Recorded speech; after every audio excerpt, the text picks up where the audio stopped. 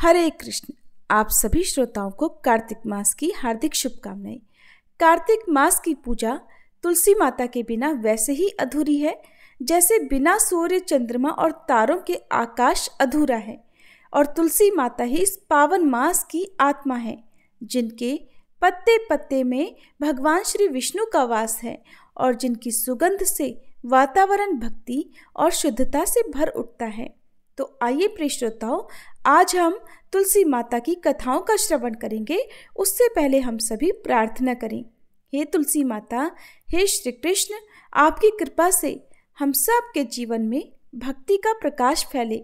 श्री कृष्ण का नाम हमारे हृदयों में सदा गूंजता रहे और हर घर में तुलसी माता की कृपा से सुख, शांति, प्रेम और समृद्धि का वास हो।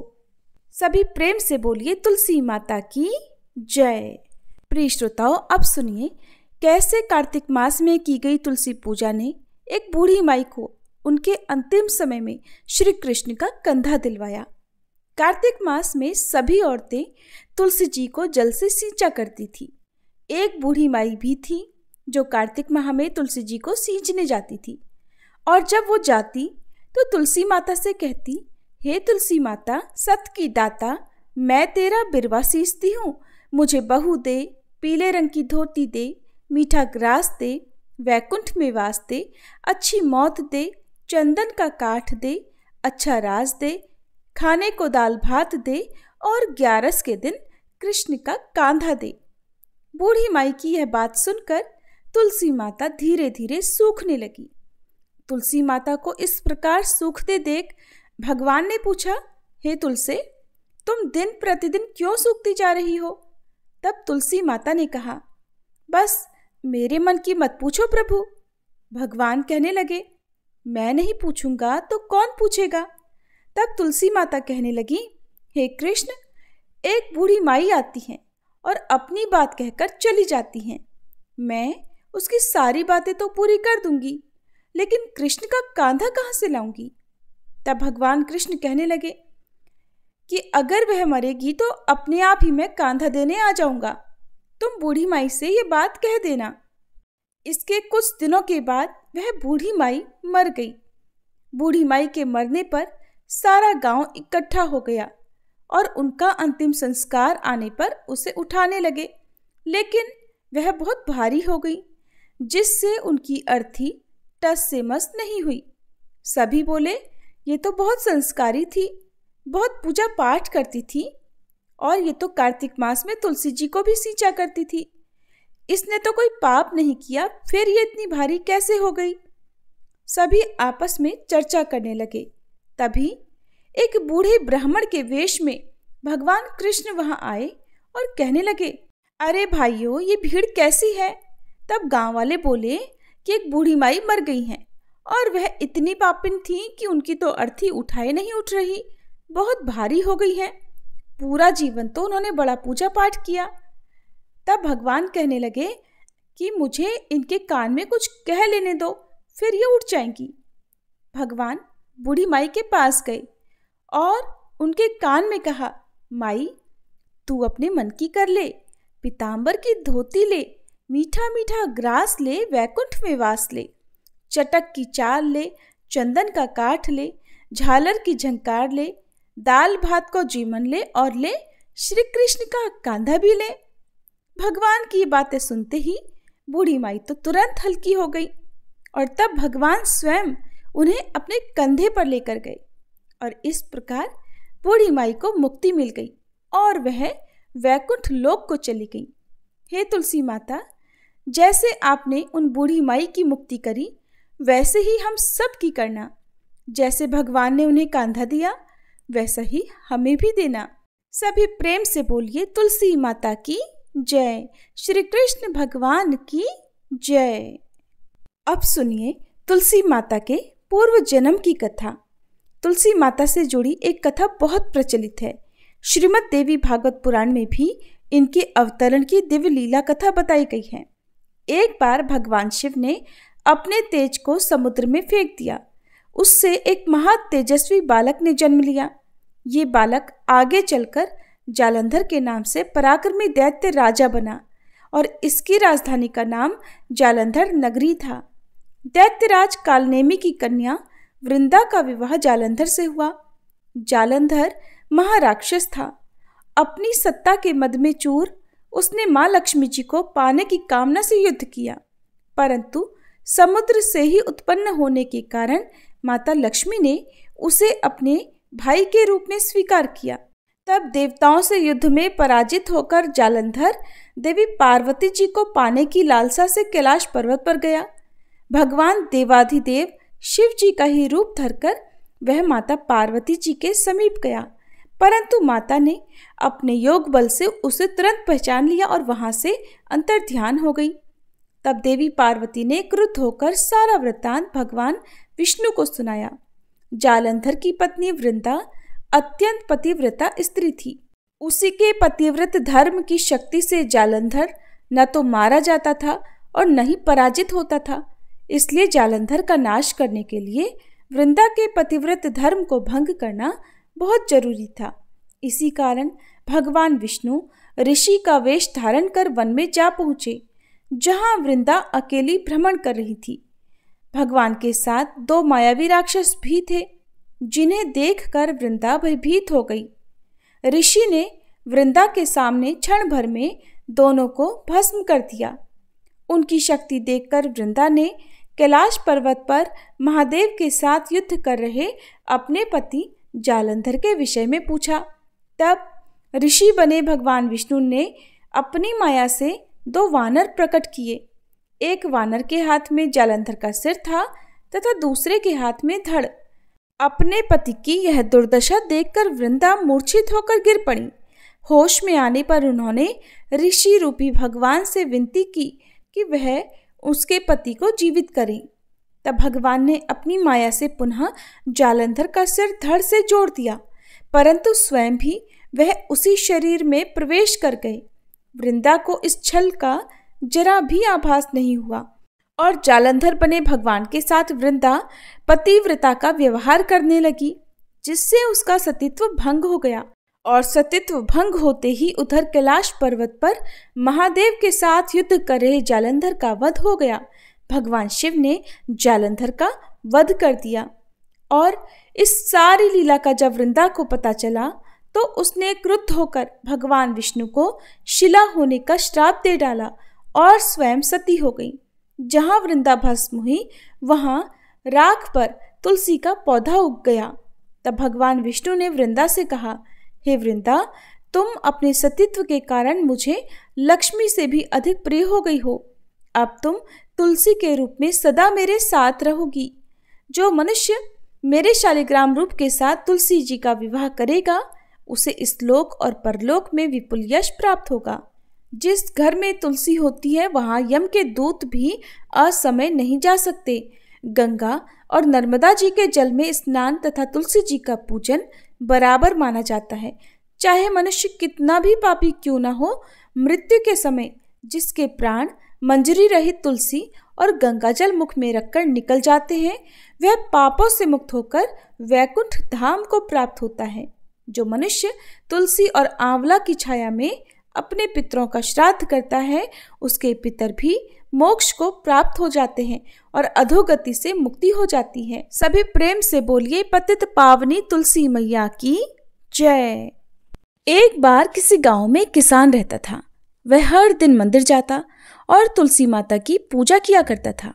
वह तुलसी माता से रोज प्रार्थना करता कि हे तुलसी माता, मेरे आनंद करना। तुलसी माता ने एक दिन सोचा कि ये किसान बहुत सीधा साधा है, एक तो गरीब है, फिर भी हर दिन समय निकालकर मेरी पूजा किया करता है। मैं इसके लिए कुछ न कुछ करना चाहती हूँ। ये सोचकर तुलसी माता ने एक छोटी कन्या का रूप धरा और किसान के रास्ते पर जाकर बैठ गई और फिर उस किसान से कहने लगी कि मैं भी तुम्हारे घर चलना चाहती हूँ, मेरा कोई नहीं है। किसान ने सोचा, घर पर तो मेरी 6 बेटियां पहले से ही हैं, अब 7 लड़कियों का मैं पेट कैसे भरूंगा, कैसे उनका पालन पोषण करूंगा और कैसे इनका विवाह कराऊंगा। मेरे पास तो कुछ भी ऐसा नहीं है। ये सोचकर वह किसान बहुत परेशान हो गया।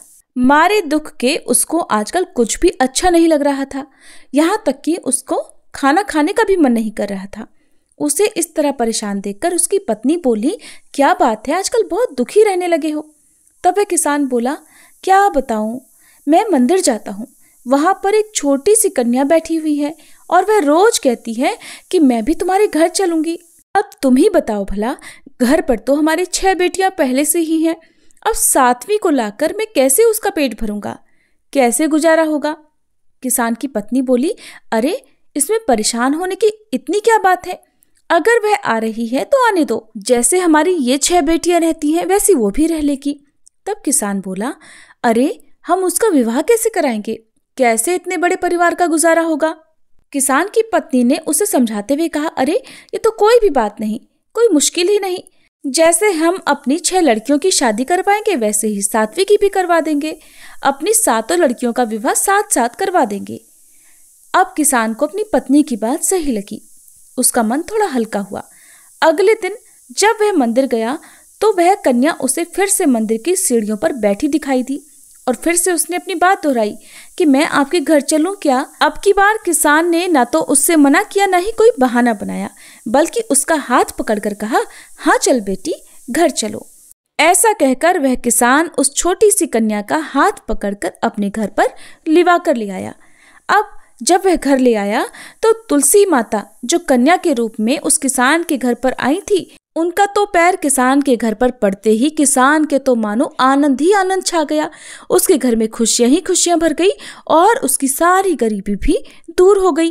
अब किसान के घर में किसी बात का कोई अभाव नहीं था। धीरे धीरे समय बीता और किसान की वो सभी कन्याएं अब विवाह के लायक हो गई। जब वह किसान अपनी बेटियों की शादी के लिए वर ढूंढने के लिए जाने लगा तो सबसे छोटी कन्या ने कहा कि पिताजी, मेरे लिए तो शालिग्राम जी के मंदिर में जाकर शालिग्राम जी को ही लेकर आना और उनसे कहना कि वो बारात लेकर आए मुझसे विवाह करने के लिए। और पिताजी, मेरी बाकी 6 बहनों के लिए आप अपनी इच्छा से वर ढूंढ लेना। किसान ने ऐसा ही किया और तुलसी महारानी की कृपा से उसके तो सारे जेवर, कपड़ा, खाना सब तैयार हो गया और खूब धूमधाम से सबका विवाह हो गया और उस किसान के घर पर तुलसी माता की कृपा हो गई। हे तुलसी माता, जैसे आपने उस किसान के घर पर कृपा की वैसे ही सब पर करना और वैसे ही आनंद और खुशियां सबको देना। कथा को कहते, सुनते और हुंकारा भरते सभी भक्तों के घर पर अपनी कृपा दृष्टि बनाए रखना, सभी के दुख दूर करना। अब सुनिए 12 महीने सुनी जाने वाली तुलसी माता की कहानी। एक बार की बात है, एक गांव में एक बूढ़ी माई अपने बेटे और बहू के साथ रहती थी। बूढ़ी माई का नाम था सुखिया और उनके परिवार में उनका एक पोता और पोती भी थे। सुखिया के परिवार में सभी लोग हंसी खुशी रह रहे थे और उनका समय बड़े आनंद से बीत रहा था, क्योंकि बुढ़िया माई बहुत ही नित्य कर्म वाली थी, बहुत धार्मिक थी और वो हमेशा एकादशी माता का व्रत भी रखा करती थी। हर दिन नियम से तुलसी माता की पूजा करती, तुलसी माता में जल अर्पित करती, दीपक जलाती, आरती करती और परिक्रमा किया करती थी। ऐसे ही बुढ़िया माई के दिन आराम से बीत रहे थे। उनकी जो सखियां थी वो भी उनके पास बैठकर कथा कहानी सुना करती थी और अपना ज्ञान बढ़ाया करती थी। फिर एक बार की बात है, बूढ़ी माई अपनी सखियों के साथ बैठी हुई थी। उनके साथ उनकी हम उम्र उनकी सहेलियां भी बैठी हुई थी, जो कि संख्या में कुल 7-8 थी। वो पूरा समय आपस में बातें कर रही थी। तब उनमें से एक सखी बूढ़ी माई से कहने लगी कि सुखिया, हम सोच रहे हैं क्यों ना हम सब द्वारकाधीश चलें, और द्वारकाधीश की यात्रा करने का तो बड़ा मन हो रहा है। तो उनमें जितनी भी औरतें बैठी हुई थी, जो कि सुखिया यानी बूढ़ी माई की सखी थी, सब कहने लगी, अरे ये तो बड़ी अच्छी बात है, हमें अपने जीवन में द्वारकाधीश के दर्शन तो जरूर करने चाहिए। अब देर किस बात की, चलो हम सब द्वारकाधीश दर्शन करने की तैयारी करते हैं। अब उन सखियों ने उन बूढ़ी माई से भी पूछा कि बताओ बहन, क्या तुम भी चलोगे हमारे साथ द्वारकाधीश। उन सखियों में कुछ कम उम्र की भी थी, जो उन बूढ़ी माई को माई कहकर बुलाया करती थी। बुढ़िया माई का मन तो द्वारकाधीश की यात्रा करने का बहुत था, इसलिए बुढ़िया माई कहने लगी, सखियों, मैं ऐसे तो नहीं बता सकती, पहले मैं अपने बेटे से पूछूंगी और फिर उसके बाद ही मैं आप लोगों को बता सकूंगी। अब बुढ़िया माई अपने घर आ गई। अब उनका जो बेटा था, जो कि नौकरी किया करता था, अब वो सुबह से शाम को नौकरी करने के बाद जब घर आता था, तो उस दिन जब वो घर वापस आया तो बुढ़िया माई के जो पोते पोतियाँ थीं वो उनके लिए खाना लेकर गए। तो बूढ़ी माई ने उस दिन खाना खाने से इनकार कर दिया। कहने लगी, मैं आज खाना नहीं खाऊंगी, आज मेरा मन नहीं है। उधर जब बूढ़ी माई का बेटा खाना खाने लगा तो उसने अपनी पत्नी से पूछा, क्या माँ जी ने खाना खा लिया? क्योंकि वो हर दिन अपनी पत्नी से जरूर पूछा करता था। तब उसकी पत्नी कहने लगी, देखो जी, आज तो माई ने खाना खाने से इनकार कर दिया और कह रही है कि आज मेरा मन नहीं है। ये सुनते ही बूढ़ी माई का बेटा अपनी माँ के पास गया और जाकर कहने लगा, माँ क्या बात है, आज तुमने भोजन क्यों नहीं किया? तब बूढ़ी माई कहने लगी, बेटा आज मेरा बिल्कुल मन नहीं है। तो बेटा कहने लगा, माँ जी कहीं आपकी तबीयत तो खराब नहीं है? अगर कोई परेशानी है तो मुझे बताओ, मैं अभी आपको वैद्य जी के पास लेकर चलता हूँ। बूढ़ी माई कहने लगी, नहीं बेटा, मुझे कोई परेशानी नहीं है, तुम परेशान मत हो, बस मेरा मन तो द्वारकाधीश जी की यात्रा करने को कर रहा है। तब बेटा बोला, माँ खुलकर बताओ बात क्या है? तब बूढ़ी माई ने शाम को हुई अपनी सखियों के बीच की सारी बातें अपने बेटे को बता दी कि बेटा, मेरी कुछ सहेलियां द्वारकाधीश जी की यात्रा पर जा रही हैं और मेरा भी बड़ा मन कर रहा है कि मैं भी उनके साथ यात्रा पर जाऊं। माँ की इतनी बात सुनकर बेटा बोला, माँ जी इसमें तो कोई बात नहीं है इतना सोचने की, मैं तुम्हारी यात्रा जाने का प्रबंध कर देता हूँ, तुम जरूर यात्रा पर जाना। अब तो बूढ़ी माई बेटे के मुंह से ये बात सुनकर बड़ी खुश हो गई और वह मन ही मन द्वारकाधीश जी का ध्यान करने लगी। फिर वो अपने बेटे से कहने लगी, बेटा लेकिन मुझे एक बात की चिंता है। तो बेटा बोला, माँ बताओ ना क्या चिंता है? तो माँ बोली, बेटा अगर मैं द्वारकाधीश की यात्रा के लिए जाऊंगी तो कम से कम 4-5 दिन तो मुझे लग जाएंगे वापस आने में, लेकिन उसके बाद जो आंगन में मेरी तुलसी माता रखी है उन्हें कौन सींचेगा, कौन उनकी पूजा पाठ करेगा, कौन उनकी आरती करेगा? तब बेटा बोला, माँ आप चिंता बिल्कुल मत करो, वो सारे काम आपकी बहू कर लेगी, मैं उससे बोल दूंगा, वो आपकी तुलसी जी की पूजा कर लेगी। अब सुनकर तो बूढ़ी माई निश्चिंत हो गई। फिर वो कहने लगी, ठीक है बेटा। और अगली सुबह बूढ़ी माई बहुत खुशी से द्वारकाधीश जाने की तैयारी करने लगी। बूढ़ी माई का बेटा इधर अपनी पत्नी से बोला कि सुनो भाग्यवान, मेरी माँ तो द्वारकाधीश की यात्रा पर जा रही हैं, इसलिए मेरी माँ के लिए तुम काजू बादाम के अच्छे से लड्डू बना दो ताकि रास्ते में मेरी माँ को कोई परेशानी ना हो। अब जो बूढ़ी माई की बहू थी वो मन ही मन सोचने लगी कि मुझे तो ये एक दिन के लिए भी मायके नहीं जाने देते, कहते हैं यहाँ पर सारा काम बिगड़ जाएगा। अब देखो अपनी माँ को 4-5 दिनों के लिए यात्रा पर भेज रहे हैं। चलो माँ जी दर्शन करने के लिए जा रही हैं, ये तो ठीक है, अब उनकी पूजा का काम भी मुझे सौंप कर जा रही है। बूढ़ी माई की बहू तो कुछ कह नहीं पा रही थी, लेकिन उसने मन ही मन एक साजिश रची।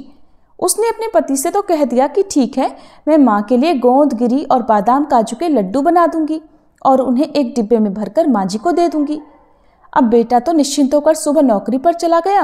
इधर घर में जो बूढ़ी माई की बहू थी उसने क्या किया कि जो तुलसी जी का गमला था उसमें जो तुलसी जी लगी हुई थी उसने तुलसी जी को जड़ से उखाड़ लिया और जड़ सहित उसे एक पीतल के डिब्बे में भर दिया और अपनी सासू माँ की थैली में रखकर दे दिया और कहने लगी, ये लीजिए माँ जी, इसमें गोदगिरी के काजू बादाम के लड्डू हैं, आप रास्ते में इन्हें खा लेना। और फिर बूढ़ी माई अपने बेटा बहू को आशीर्वाद देती हुई अपनी तीर्थ यात्रा के लिए चलते समय अपनी बहू से कहने लगी, बेटी घर में मेरे पीछे तुलसी जी का ध्यान रखना। तो बहू बोली, ठीक है माँ जी, आप बिल्कुल निश्चिंत होकर जाइए। अब बूढ़ी माई ने तो आशीर्वाद की झड़ी लगा दी, खूब भर भर कर अपनी बहू को आशीर्वाद दिया और कहने लगी, बहू ने तो मुझे काजू बादाम के लड्डू बना कर दिए हैं। दूधो नहाओ पूतो फलो, लाखों में बैठो करोड़ों में उठो, दिन दूनी रात चौगुनी तरक्की करो। उनके मुंह से तो अपनी बहू के लिए आशीष फूट रहे थे और सौभाग्यवती रहो, मेरे बेटे का काम अच्छा चले।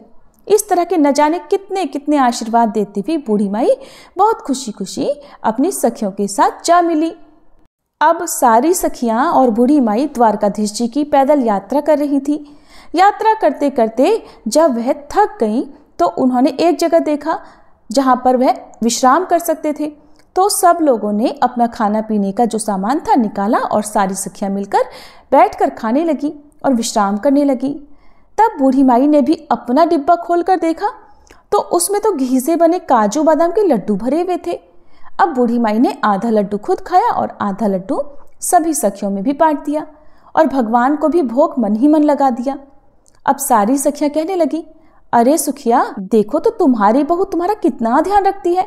तुम्हारी बहू ने तो तुम्हारे लिए घी के लड्डू बना कर दिए हैं। तुम्हारी बहू तो बड़ी अच्छी है, देखो तुम्हारा कितना ख्याल रखती है। बूढ़ी माई भी मन ही मन अपनी बहू की तारीफें कर रही थी, साथ ही साथ तुलसी माता को भी याद कर रही थी। चलते चलते वह सारी सखियां अब द्वारकाधीश पहुंच गई। जब वे वहां पर पहुंची तो उस समय शाम हो रही थी।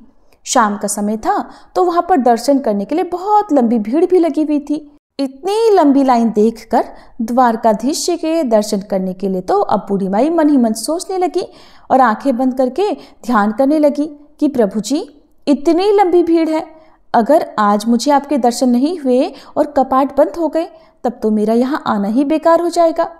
बूढ़ी माई मन ही मन द्वारकाधीश जी से प्रार्थना कर रही थी कि प्रभु, एक बार जीवन में मुझे दर्शन करने के लिए दे दो। मैं तो बहुत दूर से आपके दर्शन के लिए पैदल चल कर आई हूँ। हे प्रभु, मैं तो आपके दर्शनों की प्यासी हूँ।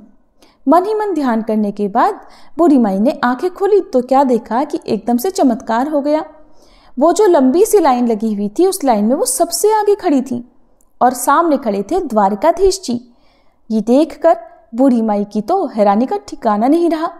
कहाँ तो वह भीड़ की लाइन में सबसे पीछे थी और कहाँ ये चमत्कार हुआ कि वो लाइन में सबसे आगे आ गई और पंडित जी सबका प्रसाद चढ़ा रहे थे। तब बूढ़ी माई ने अपना डिब्बा खोलकर देखा तो उसमें एक लड्डू और एक तुलसी जी की पत्ती भी रखी हुई थी। अब बूढ़ी माई ने वही लड्डू और तुलसी जी की पत्ती द्वारकाधीश जी को चढ़ाने के लिए यानी भोग लगाने के लिए पुजारी जी को थमा दी। फिर मन ही मन बूढ़ी माई सोचने लगी, हे प्रभु, यहाँ तो एक से एक अमीर सेठ आए हुए हैं, महंगे से महंगे भोग आपके लिए लेकर आए हुए हैं और मेरा लगाया हुआ भोग तो एकदम साधारण सा है। भला द्वारकाधीश मेरे लगाए हुए भोग को कहाँ स्वीकार करेंगे? पता नहीं मेरे लगाए गए भोग का नंबर आएगा भी या नहीं। मन ही मन वह द्वारकाधीश जी को याद कर रही थी कि हे प्रभु, मेरे भी लड्डू का भोग लगाओ ना और मुझे निहाल करो। ऐसी प्रार्थना करने के बाद बूढ़ी माई ने आंखें खोली तो उनकी आंखें आश्चर्य से फैल गई। क्या देखती हैं कि द्वारकाधीश जी के हाथों में जो लड्डू था ये तो वही लड्डू था जो बूढ़ी माई ने भोग लगाने के लिए पुजारी जी को दिया था। साथ में तुलसी जी की पत्ती भी थी जो ठाकुर जी के हाथ में थी। अब तो ये सारा दृश्य देखकर बूढ़ी माई बड़ी प्रसन्न हुई और गदगद हो गई कि प्रभु ने मेरा भोग स्वीकार कर लिया। तभी जो द्वारकाधीश जी के पुजारी जी थे वो सभी को प्रसाद बांट रहे थे तो उन्होंने बूढ़ी माई को भी प्रसाद दिया। बूढ़ी माई ने वह प्रसाद अपने आंचल में ले लिया और हाथ जोड़ लिए। फिर वह प्रसाद लेकर सोचने लगी कि ये प्रसाद मैं अपने घर लेकर जाऊंगी और घर जाकर मैं अपने पोते पोती और अपने बेटे बहू के साथ मिलकर ग्रहण करूंगी। ये सोचकर पुजारी जी ने जो प्रसाद दिया था उसे बूढ़ी माई ने अपने डिब्बे में रख लिया और दर्शन करके प्रभु को धन्यवाद करके बूढ़ी माई बाहर आ गई। बाहर आई तो बहुत देर तक अपनी सखियों का इंतजार करने लगी। बहुत देर के बाद दर्शन करने के बाद जब उनकी सखियां वापस आई तो कहने लगी, अरे बड़ी घबराहट हो रही है, बड़ी भीड़ थी, हमें तो सही से द्वारकाधीश जी के दर्शन भी नहीं हुए। इतनी दूर से चलकर आए हैं, इतनी देर तक लाइन में लगे और अच्छे से दर्शन भी नहीं हुए। इतनी धक्का मुक्की है लेकिन हमें दर्शन ठीक से नहीं हुए। तो कोई कहने लगी, अरे मुझे तो थोड़े थोड़े से दर्शन हुए थे, बहुत भीड़ है। अब सारी सखियां अपनी आपस में मिलकर परेशानियां गिना रही थी लेकिन बूढ़ी माई मन ही मन मुस्कुरा रही थी। कहने लगी, मुझे तो द्वारकाधीश जी के बहुत अच्छे से दर्शन हुए हैं और मेरा तो भगवान ने भोग भी ग्रहण किया। इस तरह से सारी सखियां अपने द्वारकाधीश जी की यात्रा करके वापस अपने गांव के लिए चल पड़ी। बूढ़ी माई ने घर पहुंचकर अपने बेटे बहू को आवाज लगाई। बेटा अंदर से आया और माँ के पैर छुए। बेटे को माँ ने बहुत से आशीर्वादों की झड़ी लगा दी कि जुग जुग जियो मेरे लाल, मेरी यात्रा तो बड़ी सफल रही। फिर कहने लगी, अरे बेटा, बहू कहाँ है? बहू नहीं आई, बहू दिखाई नहीं दे रही है। क्योंकि बेटा हाथ में पानी का गिलास लेकर खड़ा था कि माँ जी ये लो पानी पियो और आराम से बैठ जाओ। पानी का गिलास जब बेटा लेकर खड़ा था तो बूढ़ी माई फिर से पूछने लगी, बताना बेटा, बहू कहाँ गई है? तब बेटा बोला, माँ मैंने तो उसे घर से निकाल दिया। माँ कहने लगी, बेटा ये क्या किया तूने? ये तो बड़ा अनर्थ कर दिया। मेरे जाने के बाद तूने ऐसा क्यों किया? मैं जो 4-5 दिन की यात्रा के लिए गई तो तूने पीछे से बहू को ही घर से निकाल दिया। अरे ऐसा क्या हुआ जो तूने मेरी बहू को निकाल दिया? मेरी बहू तो बड़ी गुनी है। तब बेटा बताने लगा, माँ जी, ये जो आपकी बहू है ना, इसने तो आपके साथ बड़ा भारी छल किया है। मैंने उसे गोंद और बादाम काजू के लड्डू बनाने के लिए बोला था कि मेरी माँ यात्रा पर जा रही है, तुम उनके लिए लड्डू बांध कर दे देना। तो उसने तो आंगन में लगी तुलसी जी को जड़ से ही उखाड़ कर पीतल के डिब्बे में भरकर तुम्हें दे दिया। ये सुनकर बूढ़ी माई कहने लगी, अरे बेटा, लेकिन मैंने तो डिब्बा खोलकर देखा था, उसमें तो काजू बादाम के ही लड्डू थे और मैंने खाए भी, अपनी सखियों को भी खिलाए। तब बेटा कहने लगा, नहीं माँ, उसने तो यही साजिश रची थी। जब मैंने तुलसी की पूजा के लिए कहा तो आंगन में देखा तो तुलसी ही नहीं थी।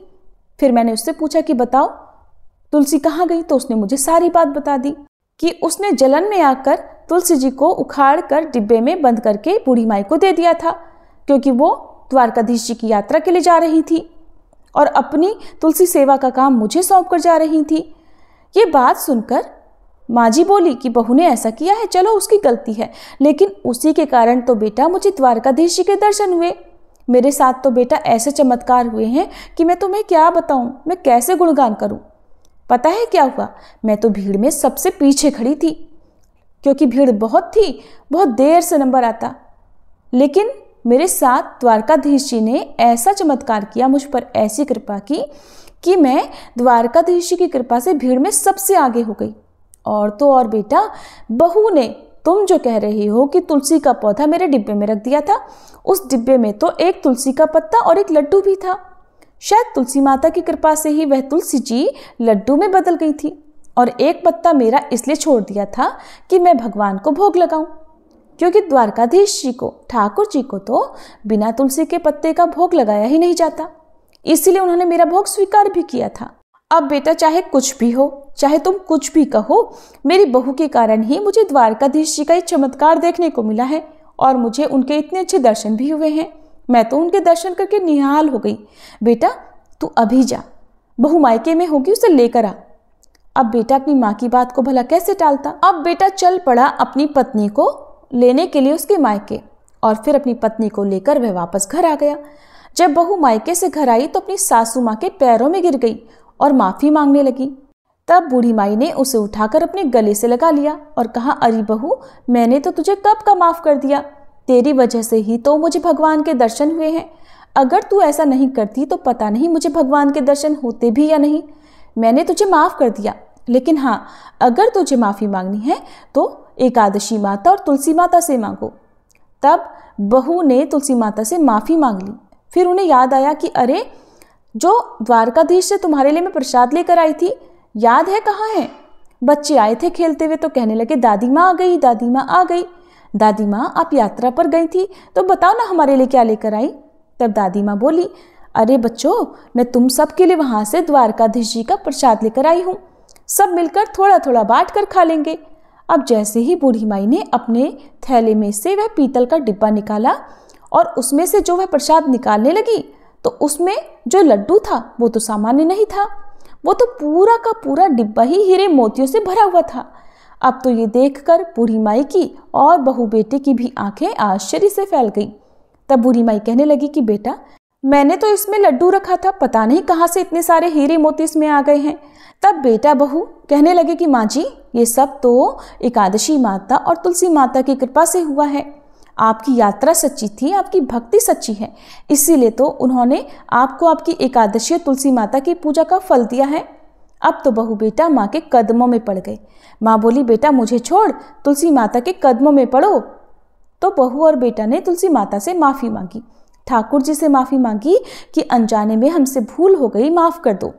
अब तो बहू बेटा भी अपनी माँ की तरह एकादशी का व्रत रखने लगे और तुलसी माता की पूजा और सेवा करने लगे, तुलसी माता को सींचने लगे, तुलसी जी की खूब पूजा सेवा करने लगे।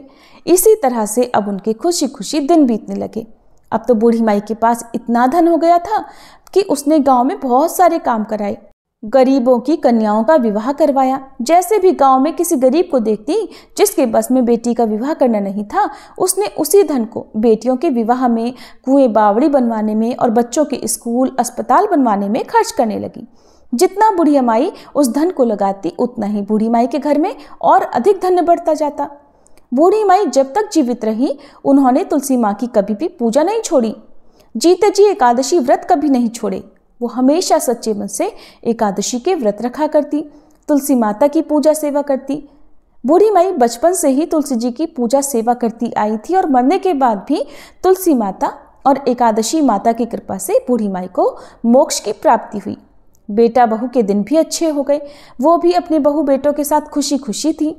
उनके बच्चों के विवाह हो गए, उनके साथ वे सब सुखी जीवन बिताने लगे।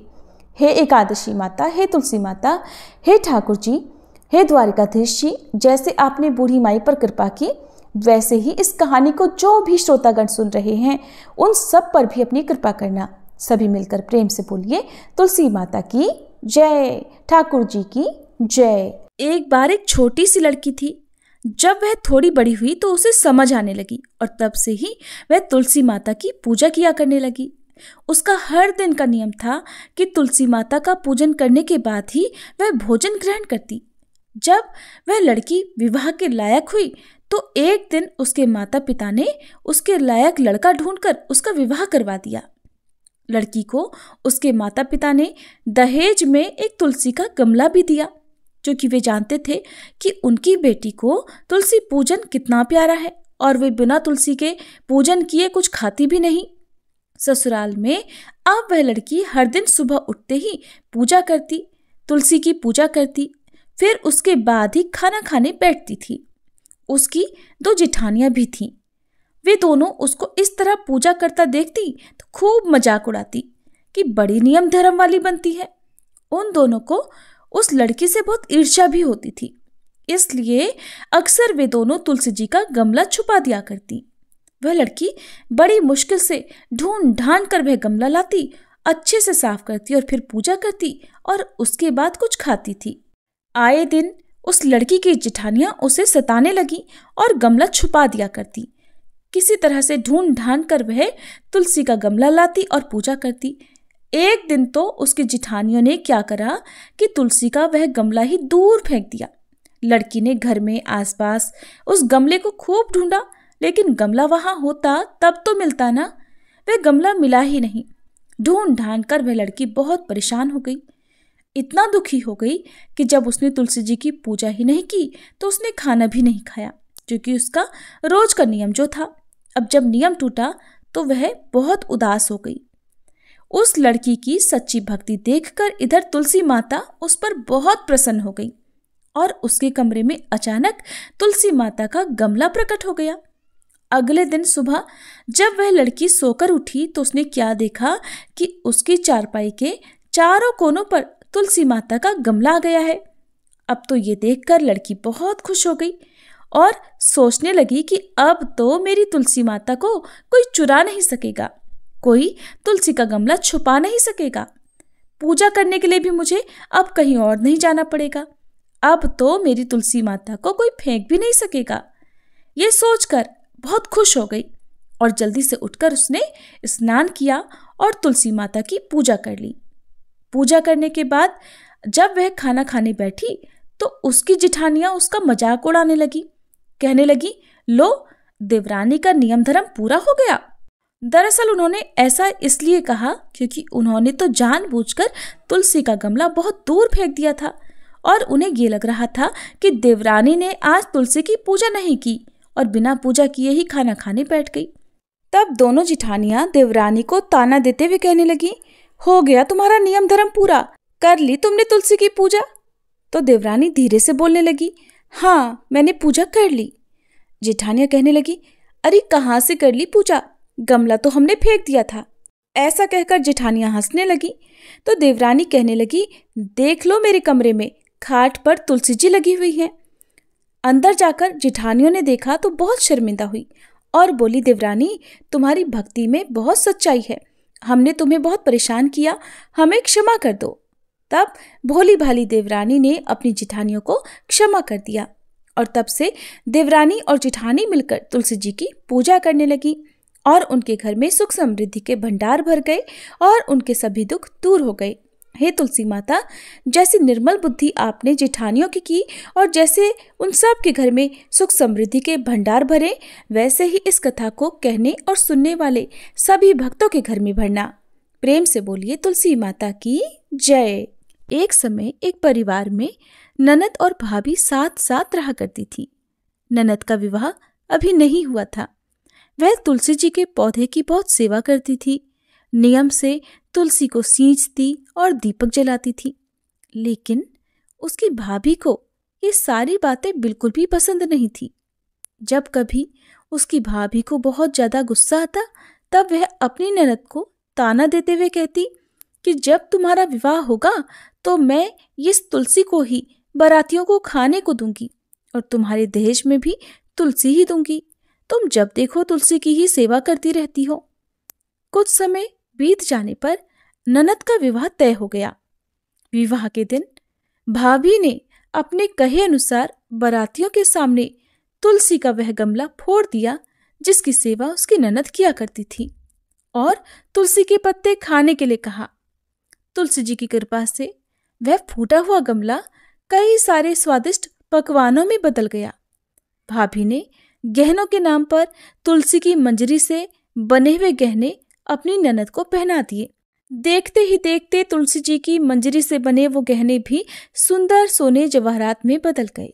इतना ही नहीं, भाभी ने मारे क्रोध के वस्त्रों के स्थान पर तुलसी का जनेऊ रख दिया और वह भी रेशमी और सुंदर वस्त्रों में बदल गया। अब जब ननद अपनी ससुराल में पहुंची तो ससुराल में तो उसके दहेज की बहुत प्रशंसा हुई। ये बात भाभी के कानों तक भी पहुंची। उसे बहुत आश्चर्य हुआ। उसने सोचा कि उसने तो ननद के गहने, कपड़े और जनेऊ तक तुलसी जी के ही रखे थे, तुलसी की मंजरी रखी थी। ये सब जानकर भाभी को बहुत आश्चर्य हुआ। अब उसे तुलसी की पूजा का महत्व समझ में आ गया। उस भाभी की भी एक लड़की थी। वह तब अपनी बेटी से कहने लगी कि बेटी, तुम भी तुलसी की सेवा किया करो, तुम्हें भी तुम्हारी बुआ की तरह फल मिलेगा। वह जबरदस्ती अपनी बेटी से तुलसी की सेवा करने को कहा करती, लेकिन लड़की का मन तो तुलसी की सेवा में लगता ही नहीं था। धीरे धीरे समय बीता। भाभी की लड़की बड़ी हो गई। अब उसके विवाह का समय आ गया। तब भाभी सोचने लगी कि जैसा व्यवहार मैंने अपनी ननद के साथ किया था, वैसे ही अब मैं अपनी बेटी के साथ भी करूंगी, तो ये भी गहनों से लद जाएगी और बारातियों को भी खाने में तरह तरह के पकवान मिलेंगे और ससुराल में भी इसे बहुत मान सम्मान मिलेगा। यही सोचकर भाभी बारातियों के सामने तुलसी का गमला फोड़ देती है, लेकिन इस बार गमले की मिट्टी मिट्टी ही रहती है। मंजरी और पत्ते भी अपने ही रूप में रहते हैं। जनेऊ ने भी अपना रूप नहीं बदला। और जब भाभी ने सभी बारातियों को खाने में तुलसी के पत्ते दिए तो ये देखकर सभी लोग और बाराती भी भाभी की बुराई करने लगे। भाभी ने लालच में आकर अपनी बेटी के दहेज में भी तुलसी के पत्ते और मंजरी आदि रख दिए थे। जब बेटी अपनी ससुराल पहुंची तो वहां पर भी उसकी बुराई ही हुई। भाभी गुस्से के मारे कभी भी अपनी ननद को नहीं बुलाती थी। एक दिन भाई ने सोचा कि मेरी पत्नी तो मेरी बहन को बुलाती नहीं है, क्यों ना मैं ही अपनी बहन से मिलकर आऊं। ये सोचकर उसने अपनी पत्नी से कहा और कुछ उपहार अपनी बहन के लिए ले जाने की बात कही। तो भाभी ने थैले में ज्वार भरकर कह दिया कि ये लो, और कुछ नहीं है, तुम यही लेकर जाओ। तब भाई बहुत दुखी मन से अपनी बहन के पास चल दिया। रास्ते में वह सोचता रहा कि कोई भाई भला अपनी बहन के घर ज्वार कैसे लेकर जा सकता है। यही सोचकर वह एक गौशाला के पास रुक गया और ज्वार का वह थैला उसने एक गाय के सामने पलट दिया। तभी एक ग्वाले ने ये सब देख लिया।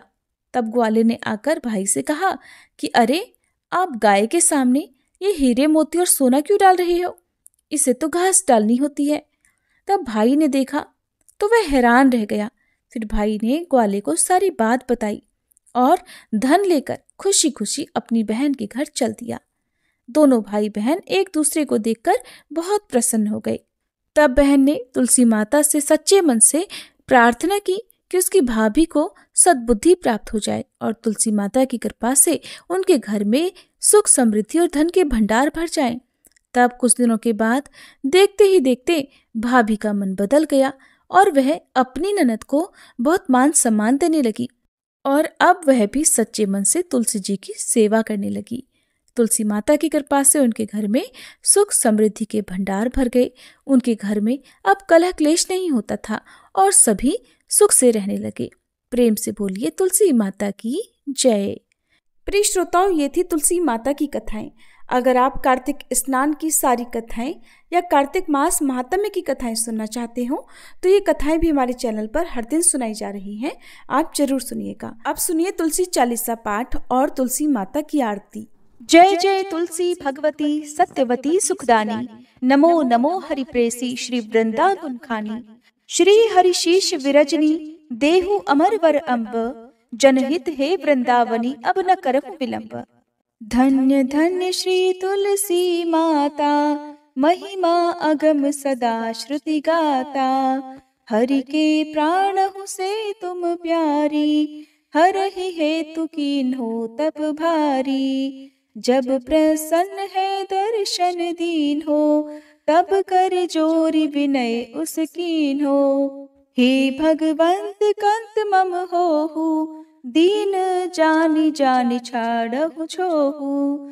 सुनी लक्ष्मी तुलसी की बानी, दीन हो श्राप कध पर आनी। उस अयोग्य वर मांगन हारी, हो बिटप तुम जड़ तनुधारी। सुनि तुलसी ही श्रव्योत ही ठामा, करहु वास तुहु नीचन धामा।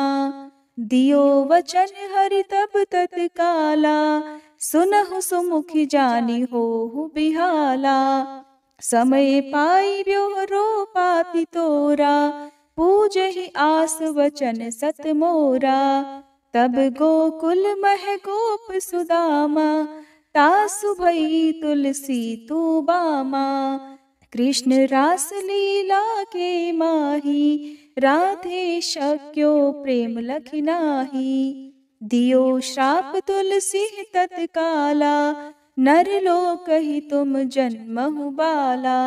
यो गोप वह दानव राजा, शंख चूर्ण नामक शिर ताजा।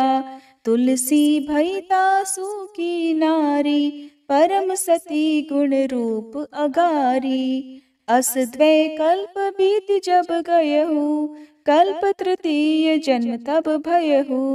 वृंदा नाम भयो तुलसी को, असुर जलंधर नाम पति को।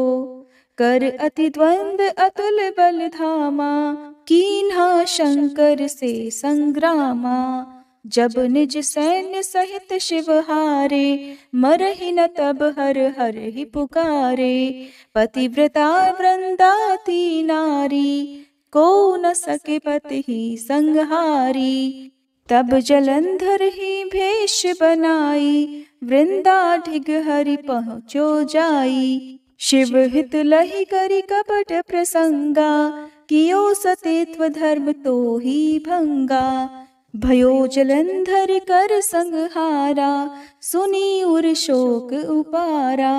तिह क्षण दियो कपट हरि टारी, लखि वृंदा दुख गिरा उचारी। जलंधर जस हत्यो भीता, सोई रावण तस हरहि सीता। अस प्रस्तर सम हृदय तुम्हारा, धर्म खंडी मम पति संहारा। यही कारण लहि श्राप हमारा, होवे तनु पाषाण तुम्हारा। सुनि हरि तुरत ही वचन उचारे, दियो श्राप बिना विचारे।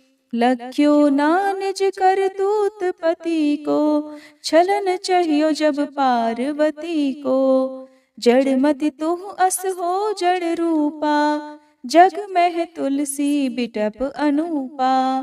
धग्व रूप हम शाली ग्रामा, नदी गंडकी बीच ललामा। जो तुलसी दल हम ही चढ़ई है, सब सुख भोग परम पद पई है।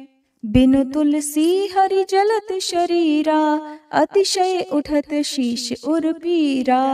जो तुलसी दल हरि शिर धारत, सो सहस्त्र घट अमृत डारत। तुलसी हरि मन रंजनिहारी, रोग दोष दुख भंजनिहारी। प्रेम सहित हरि भजन निरंतर, तुलसी राधा में नाही अंतर। व्यंजन हो 56 प्रकारा, बिन तुलसी दल ना हरहि प्यारा। सकल तीर्थ तुलसी तर छाही, लहत मुक्ति जन संशय नाही। कवि सुंदर एक हरि गुण गावत, तुलसी निकट सहस गुण पावत। बसत निकट दुर्वासा धामा, जो प्रयास ते पूर्व ललामा।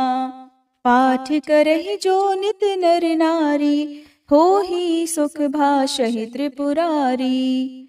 तुलसी चालीसा पढ़ी तुलसी तरु गृहधारी, दीप दान करी पुत्र फल पावहि बंध्यहु नारी। सकल दुख दरिद्र हरिहार हुए परम प्रसन्न, आशय धन जन लड़ही कर बसहि पूर्णा अत्र। लाही अभिमत फल जगत, महिलाहि पूर्ण सब काम। जेहि दल अर्पहि तुलसी, तह सहस बसहि हरि राम। तुलसी महिमा नाम लख, तुलसी सूत सुख राम। मानस 40 रच्यो, जग मह तुलसीदास। प्रेम से बोलिए तुलसी महारानी की जय। तुलसी महारानी नमो नमो, हरि की पटरानी नमो नमो। तुलसी महारानी नमो नमो, धन तुलसी पूरण तप कीनो। शालिग्राम बनी पटरानी नमो नमो। तुलसी महारानी नमो नमो, हरि की पटरानी नमो नमो। जाके पत्र मंजरी कोमल, श्रीपति कमल चरण लपटानी नमो नमो। तुलसी महारानी नमो नमो, हरि की पटरानी नमो नमो। कौन महीने बोई रानी तुलसा, कौन महीने हुई हरियाली नमो नमो। तुलसी महारानी नमो नमो, हरि की पटरानी नमो नमो। कौन महीने हुई तेरी पूजा, कौन महीने हुई पटरानी नमो नमो। तुलसी महारानी नमो नमो। आषाढ़ मास में बोई रानी तुलसा, सावन महीने हुई हरियाली नमो नमो। तुलसी महारानी नमो नमो, हरि की पटरानी नमो नमो। कार्तिक मास में हुई तेरी पूजा, मंगसिर मास हुई पटरानी नमो नमो। तुलसी महारानी नमो नमो, हरि की पटरानी नमो नमो। धूप दीप नैवेद्य आरती, पुष्पन की वर्षा बरसानी नमो नमो। तुलसी महारानी नमो नमो, हरि की पटरानी नमो नमो। 56 भोग 3600 व्यंजन, बिन तुलसी हरि एक न मानी नमो नमो। तुलसी महारानी नमो नमो, हरि की पटरानी नमो नमो। जो तुलसी को सवेरे गाए, श्री कृष्ण के दर्शन पाए नमो नमो। तुलसी महारानी नमो नमो, हरि की पटरानी नमो नमो। जो तुलसी को दोपहर गाए, खीर खांड का भोग लगाए नमो नमो। तुलसी महारानी नमो नमो, हरि की पटरानी नमो नमो। जो तुलसी को सांझ को गाए, श्री कृष्ण की आरती उतारे नमो नमो। तुलसी महारानी नमो नमो, हरि की पटरानी नमो नमो। जो तुलसी को रात को गाए, श्री कृष्ण के चरण दबाए नमो नमो। तुलसी महारानी नमो नमो, हरि की पटरानी नमो नमो। सब सखी मैया तेरो यश गावे, भक्ति दान दी जय महारानी नमो नमो। तुलसी महारानी नमो नमो, हरि की पटरानी नमो नमो। तुलसी महारानी नमो नमो, हरि की पटरानी नमो नमो। तुलसी मैया की जय।